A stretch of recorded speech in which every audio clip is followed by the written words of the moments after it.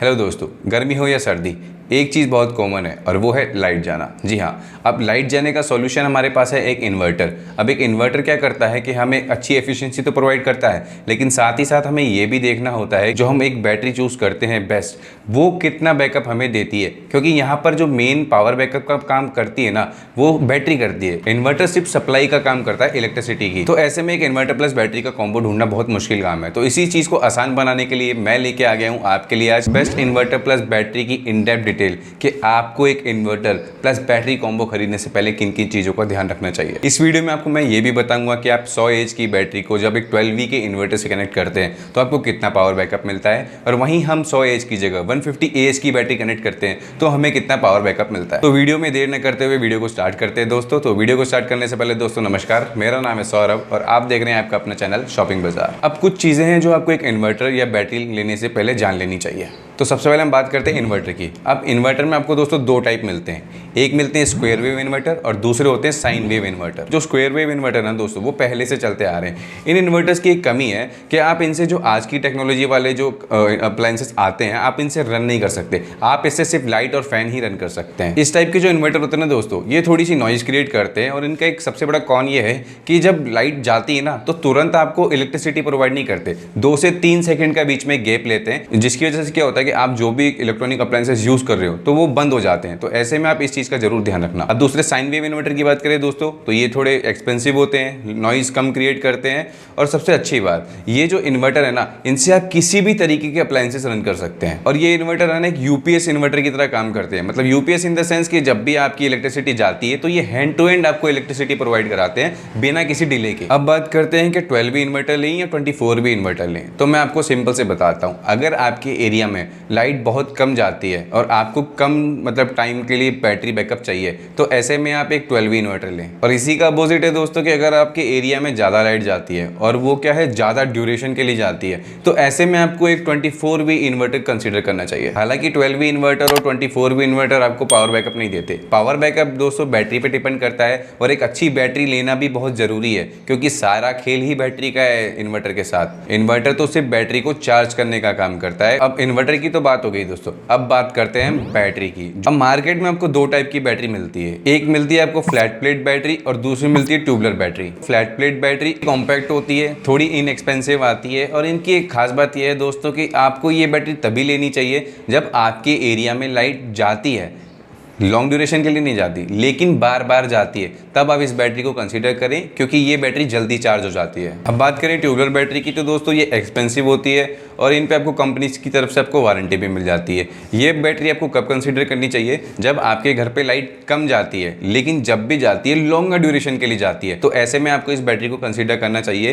क्यों? क्योंकि ये बैटरी चार्ज होने में थोड़ा टाइम लेती है लेकिन आपको पावर बैकअप लंबे समय तक देती है। अब इन्वर्टर हो गया, बैटरी हो गई, अब बचा क्या? एफिशिएंसी। जी हाँ, कि हमने इन्वर्टर को बैटरी से कनेक्ट कर दिया और हमने आउटपुट एक्सपेक्ट किया 500 वॉट का, लेकिन हमें मिला कितना? 375 वॉट का। तो ये हुआ कैसे? कोई भी एक इन्वर्टर 100% एफिशिएंसी पे काम नहीं करता। इस चीज़ को एक एग्जांपल के साथ समझते हैं दोस्तों। मान के चलिए आपके पास एक इन्वर्टर है, आपने इन्वर्टर में 500 वॉट की इलेक्ट्रिसिटी इनपुट देके बैटरी को चार्ज किया। अब बैटरी से जब आपने आउटपुट लिया तो इन्वर्टर आपको आउटपुट उतना पूरा नहीं देगा। क्यों? क्योंकि यहाँ पे एफिशिएंसी काम करती है। एक इन्वर्टर हमेशा मान के चलिए आप एग्जाम्पल के तौर पे 75% एफिशिएंसी पे वर्क करता है। तो आपने इनपुट दिया 500 वॉट्स का, लेकिन जब आप आउटपुट लेते हैं तो वहाँ पे आपको मिलता है 375 वॉट्स का आउटपुट। तो ये चीज़ एफिशिएंसी होती है। एक इन्वर्टर कभी भी अपनी पूरी 100% एफिशिएंसी पे वर्क नहीं करता। अब एक चीज़ जो है कंसिडर करने वाली है दोस्तों वो है जर्क लोड। जब भी आप कोई इन्वर्टर प्लस बैटरी का कॉम्बो लेते हैं तो 25% एक्स्ट्रा जर्क लोड जोड़ के चलिए। कैसे? मान के चलिए आपके जो अप्लायंसेस आप रन करना चाहते हैं वो 500 वॉट के कंजप्शन पे रन करते हैं, लेकिन आप उसमें 125 एक्स्ट्रा जोड़ के चलिए, वो जर्क लोड है। जर्क लोड क्यों मेजर किया जाता है वो मैं आपको बताता हूँ। 25% आप इसलिए एक्स्ट्रा ऐड करिए क्योंकि अगर आपके घर में वोल्टेज में अप डाउन होता है या रिवर्स करंट की प्रॉब्लम आती है, ऐसे में जो जर्क लोड होता है ना वो सेफ्टी पर्पज़ के लिए काम करता है। तो इससे आपके अप्लायंसेज जो हैं वो सेफ रहेंगे। अब दोस्तों हम बात करते हैं कि एक 12V इन्वर्टर को जब हम 100Ah की बैटरी के साथ कनेक्ट करते हैं तो हमें कितना आउटपुट या कितना पावर बैकअप मिलता है।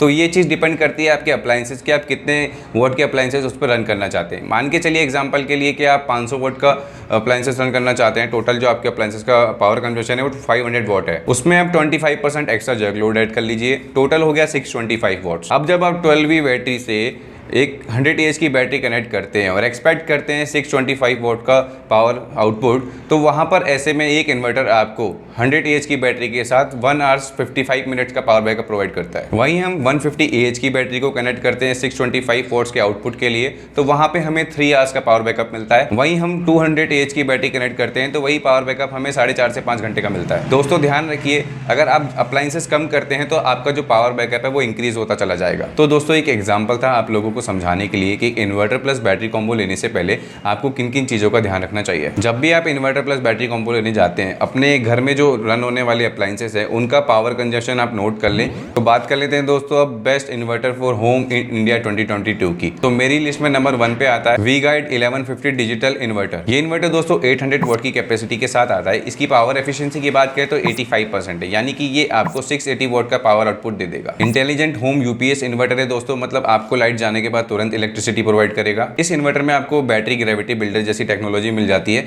जो आपकी जो बैटरी के डेड सेल्स होते हैं ना उनको भी चार्ज कर देता है। इसमें आपको एलसीडी डिस्प्ले मिलती है जहां पे आपको सभी सेफ्टी अलार्म शो करता है, साथ ही साथ बैटरी टॉपिंग रिमाइंडर के। ये इन्वर्टर डुअल मोड पे काम करता है दोस्तों। स्क्वायर वेव इन्वर्टर की तरह भी आप इसे यूज कर सकते हो और एक साइन वेव इन्वर्टर की तरह भी आप इसे यूज कर सकते हो। डिफरेंट मैंने आपको इस वीडियो में पहले ही बता दिया। वेट जो है इसका 9 kg है। वारंटी की बात करें तो 2 ईयर्स की वारंटी आपको इस प्रोडक्ट पे मिल जाती है। प्राइस जो है दोस्तों इसका है 5798 रुपीज। जो प्राइस है दोस्तों फ्लक्चुएट होते रहते हैं, तो ऐसे में दोस्तों इस प्रोडक्ट का लिंक आपको नीचे डिस्क्रिप्शन में मिल जाएगा, आप वहां से जाके इसका प्राइस चेकआउट कर सकते हैं। नंबर 2 पे आता है दोस्तों luminous jolt 1100 sine wave inverter. ये इन्वर्टर दोस्तों 756 वॉट की आउटपुट के साथ आता है। एफिशिएंसी की बात करूं तो 94% इसकी एफिशिएंसी है, यानी कि ये आपको 733 वॉट का आउटपुट दे देगा। ये भी दोस्तों एक यूपीएस इन्वर्टर है जो कि 32 बिट प्रोसेसर पे काम करता है। इसमें आपको इको प्लस यूपीएस मोड मिल जाता है। इको प्लस यूपीएस मोड मतलब दोस्तों कि अगर आप इन्वर्टर को इको मोड पे चलाते हैं तो आपको जो लाइट जाने के बाद इलेक्ट्रिसिटी प्रोवाइड होगी उसमें 1 से 2 सेकंड का डिले होगा, जिस दौरान ये जो सिस्टम है अपनी बैटरी को ज़्यादा चार्ज कर लेगा और आपको ज़्यादा बैकअप देगा। और वहीं आप यूपीएस मोड पे चलाते हैं दोस्तों तो आपको लाइट जाने के तुरंत बाद इलेक्ट्रिसिटी मिल जाती है। इसमें भी दोस्तों आपको एक एलसीडी डिस्प्ले मिलती है that shows all safety alarms there. इस इन्वर्टर में दोस्तों आपको बाईपास स्विच मिलता है। अब बाईपास स्विच क्या करता है मैं आपको बताता हूँ। अगर आपके इन्वर्टर में कभी भी कोई प्रॉब्लम होती है तो आप उस बाईपास स्विच को जब भी प्रेस करेंगे तो आपका इन्वर्टर मेन यूनिट से डिटैच हो जाएगा और आपको जो लाइट मिलेगी वो डायरेक्ट मेन यूनिट से मिलेगी। बात करें इसकी वेट की दोस्तों तो 10.7 kg इसका वेट है। वारंटी आपको इस प्रोडक्ट पे 2 साल की मिल जाती है। प्राइस की बात करूं दोस्तों तो 5928 रुपये इस प्रोडक्ट का प्राइस है आज की डेट में। प्राइस जो है फ्लक्चुएट होते रहते हैं, तो आप नीचे दिए गए लिंक पे जाके इस प्रोडक्ट का प्राइस चेकआउट कर सकते हैं। नंबर 3 पे हमारी तरफ से आता है दोस्तों माइक्रोटेक का डिजिटल होम हाइब्रिड इन्वर्टर। ये इन्वर्टर आपको 1320 वोट का आउटपुट देता है। इसकी एफिशिएंसी 80% है दोस्तों, यानी कि ये आपको 1056 वोट तक का पावर आउटपुट दे देगा। ये एक साइन वेव हाइब्रिड इन्वर्टर है जो कि बहुत ही लो नॉइज प्रोड्यूस करता है। इस इन्वर्टर में आपको 2 चार्जिंग मोड मिल जाते हैं बैटरी को चार्ज करने के लिए, एक 10 एम्पियर का और एक 14 एम्पियर का। इस इन्वर्टर में आपको IBGM टेक्नोलॉजी मिल जाती है जो बैटरी की ड्यूरेबिलिटी और परफॉर्मेंस को इंक्रीज करती है। वेट की बात करूं दोस्तों तो 17 kg इस प्रोडक्ट का वेट है और वारंटी इस प्रोडक्ट पे आपको 2 साल की मिल जाती है। और जो इसका प्राइस है दोस्तों वो है 8000 रुपये। प्राइस जो है दोस्तों फ्लक्चुएट होते रहते हैं, तो आप ऐसे में नीचे दिए गए लिंक पे जाके इस प्रोडक्ट का प्राइस चेकआउट कर सकते हैं। तो आई होप दोस्तों मैंने आपके सारे डाउट यहाँ पर क्लियर कर दिए होंगे कि इन्वर्टर प्लस बैटरी लेने से पहले आपको किन किन चीज़ों का ध्यान में रखना चाहिए। अगर अभी भी आपके मन में कोई डाउट है तो आप नीचे मुझे कमेंट बॉक्स में कमेंट करके पूछ सकते हैं, मैं आपके सभी कमेंट का रिप्लाई करूंगा। आई होप आपको वीडियो अच्छी लगी होगी, तो प्लीज़ इस चैनल को सब्सक्राइब करके बेल आइकन को प्रेस कर दें ताकि मुझे ऐसा मोटिवेशन मिलता रहे और मैं आपके लिए ऐसी ऐसी वीडियो लाता रहूं। तो see you guys in the next video. Thanks for watching shopping बाजार।